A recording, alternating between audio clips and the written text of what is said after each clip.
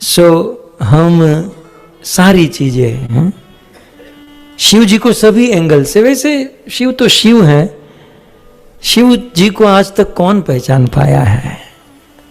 शिव जी बहुत महान तत्व है, शिव जी की लीला अनंत है। आने वाले दिनों में हमें ऐसा भी लगेगा, तो हम पहली बार सुन रहे हैं। शिव जी के बारे में हम सुनना शुरू करें उसके पूर्व किसी भी विषय को जब हम सुनते हैं और उस सुनकर उसका फल, उसका लाभ लेना है, तो ये डिपेंड करता है हमारी श्रद्धा के ऊपर।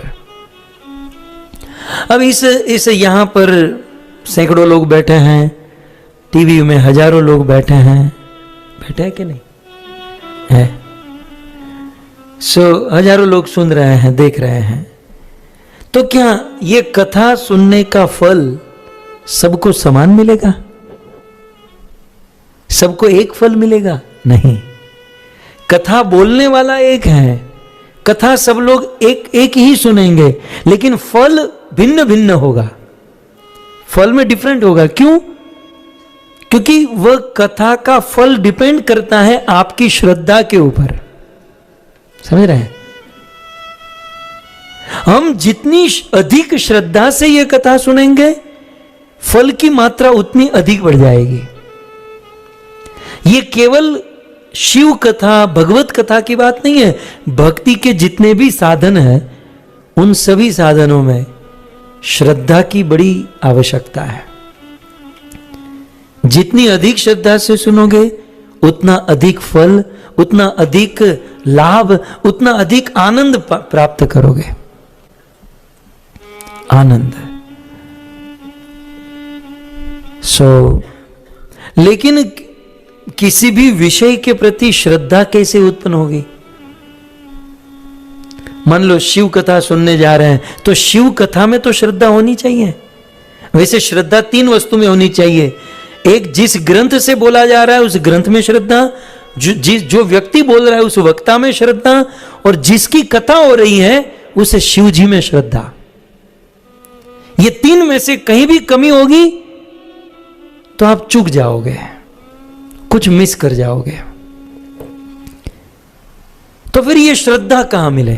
चलो ये तो समझ में आ गया, शिव कथा भी सुननी है, कथा की जो इंटेंसिटी है वो पूर्ण प्राप्त करनी है, पूरा फल लेना है, लेकिन उसके लिए श्रद्धा चाहिए। अब श्रद्धा नहीं है तो कहां से मिलेगी? आपके यहां टेस्को है, वहां से 500-500 ग्राम ले लीजिए कल। दुकान में नहीं मिलती 200-500 ग्राम श्रद्धा, नहीं मिलती। श्रद्धा कैसे मिलेगी? श्रद्धा कैसे बढ़ेगी? श्रद्धा बढ़ेगी उस विषय वस्तु की महिमा सुनने से। बिना महिमा के वह श्रद्धा नहीं बढ़ती। ये हमारी कौन सी कथा है प्रभु? 411। क्या नंबर मिला है? 411 है। 411 कथा है। भारत में जब कथा होते हैं तो 25 लोगों के पूरा साथ सामान होता है, वहाँ थोड़ा ज़्यादा होता है? तबले वाला, ये वाला, वो वाला, सब कुछ है।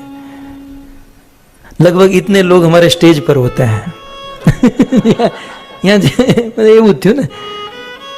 तो खैर मैं ये कह रहा हूँ कि उनमें से कुछ ऐसे हमारे साजिंदे जो हैं बजाने वाले, वो 350-400 कथा में हमारे साथ काम कर चुके हैं। मतलब अब समझो वो मेरी 400 कथा सुन चुके हैं। मैं नाम नहीं लूंगा बेचारों का, लेकिन वो मेरी 400 कथा मेरे सामने मेरे पीछे गाते हैं, बजाते हैं। साउंड वाले, टेंट वाले लगभग वही होते हैं, लेकिन उनके जीवन में कोई परिवर्तन नहीं आया। बताओ, मैंने देखा उनके जीवन में कोई मुझे पूछता है, कभी कभी मजाक हम करते हैं कि प्रभु ये कथा कब बंद करोगे? बोला ये जब डिवोटी बन जाएंगे ना तब बंद करूंगा। वो जो टेंट वाले, वो इंस्ट्रूमेंट वाले जो होते हैं ना साथ, बोले ये जिस दिन डिवोटी बन जाए उस दिन हम सब बंद कर देंगे। ये नहीं बनने वाले।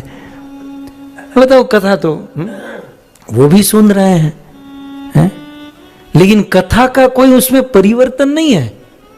क्यों? क्योंकि वो कथा में बैठे हैं कथा के लिए नहीं, वो अपना काम करने के लिए है। राइट? उनका उद्देश्य अलग है। वो कथा में श्रद्धा लेकर नहीं बैठा है, वो अपना काम करने के लिए बैठा है। हालांकि फल तो फिर भी मिलेगा, लेकिन उतना नहीं मिलेगा क्योंकि श्रद्धा नहीं है कथा में।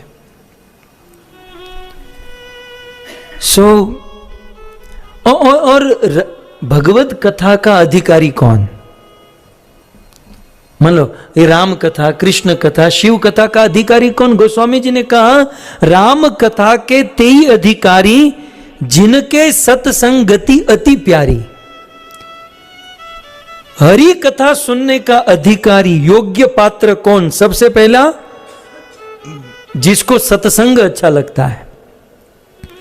कुछ लोग सत्संग में बैठकर बड़े खुश हो जाते हैं, अरे ये डिवोटी मिले, अरे ये भक्त कितने महीने के बाद मिले, अरे ये मिले ये मिले। और कुछ लोग सत्संगति में आकर ऐसा मुंह बिगाड़ते हैं, ऐसा मुंह बिगाड़ते हैं कि पता उसके बाप दादाओं को हमने ही मारा हो, अपराधी उसके सामने बैठा है, ये ऐसा मुंह बिगाड़ता है। एक वैसे 2-3 योग्यता है कि राम कथा के तई अधिकारी जिनके सत्संगति अति प्यारी, और दूसरा गुरु पद प्रीति। जिसको गुरु के चरणों में प्रेम है वही कथा का अधिकारी है। और नीति रत जयी, और जिसका जीवन नीतिमय है। कम कमाएगा चलेगा, दान धर्म पुण्य कम करेगा चलेगा, लेकिन जो भी करेगा जीवन में नीति से करेगा, नीति नहीं चुकेगा। सो राम कथा, प्रभु कथा का अधिकारी कौन? हम नकरू वक्ताओं ने टेस्ट नहीं करवाना। खाली वक्ताओं को ही चेक मत करो, अपने आप को भी थोड़ा सा करो। हम लोग तो वक्ताओं को, ये वक्ता अच्छा, इसकी कथा सुनेंगे, इसकी नहीं सुनेंगे, इसकी अपना तो देखो कि हम कथा सुनने के अधिकारी हैं। क्या हमें श्रोता बनने की क्वालिफिकेशन हमारे अंदर है? एक अच्छा श्रोता कैसे बना जाए? सबसे पहले सत्संगति अच्छी लगनी चाहिए, गुरु के चरणों में प्रेम होना चाहिए, नीतिमय जीवन होना चाहिए, और वैष्णवों की सेवा की भावना होनी चाहिए, भक्तों की सेवा की भावना होनी चाहिए। जब इस प्रकार से होगा तो हरि कथा सुनने के हम अधिकारी बन जाएंगे। मैं ये कह रहा था कि हम शिव कथा सुनने जा रहे हैं, तो लेकिन श्रद्धा तो होनी चाहिए, और श्रद्धा टेस्को में नहीं मिलती या कोई दुकान में नहीं मिलती।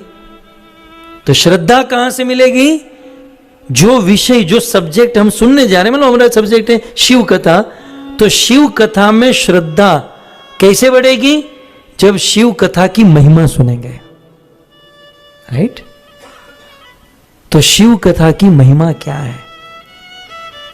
तो वेदव्यास मुनि ने एक बहुत बड़ा ग्रंथ लिखा, शिव पुराण।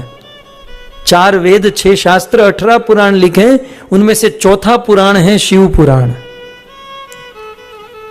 भागवत से भी बड़ा यह शिव पुराण ग्रंथ है। तो वो शिव पुराण लिखते, उसके पहले शिव जी की कथा कोई सुनता है तो उसकी महिमा क्या है, उसके 3 इतिहास सुनाता है। जैसे हम भागवत जी में नहीं सुनते, गोकर्ण धंधोकारी का इतिहास, भक्ति ज्ञान वैराग्य का इतिहास, वैसे शिव कथा सुनने का फल क्या है, लाभ क्या है, उसका महात्म्य क्या है, उसके 3 इतिहास हैं। एक वेदराज नाम के ब्राह्मण का इतिहास, दूसरा समुद्र तटवर्ती एक देश है जिसका नाम है वाष्कल, उस वाष्कल निवासी ब्राह्मण बिंदुक का इतिहास, और तीसरा उनकी पत्नी चंचुला का इतिहास। किस प्रकार से शिव कथा सुनकर इन तीनों का उद्धार हुआ। प्रभु